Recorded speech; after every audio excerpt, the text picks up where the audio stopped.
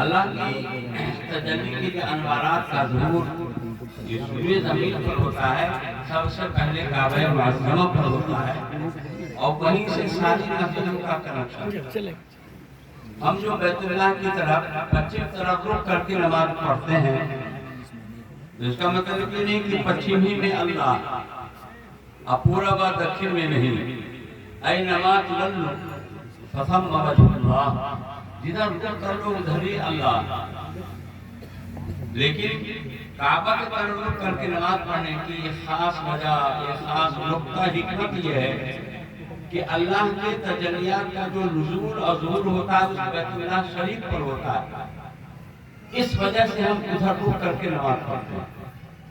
یہی وجہ ہے کہ ہم جو پورب رہنے والے ہیں پچھم رخ ہو کر کے نماز پڑھتے ہیں،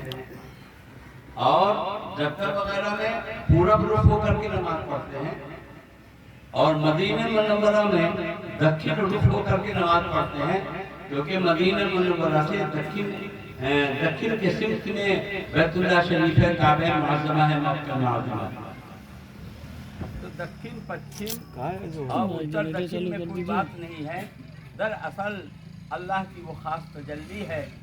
جس کا ظہور اس بیت اللہ شریف پر ہوتا ہے۔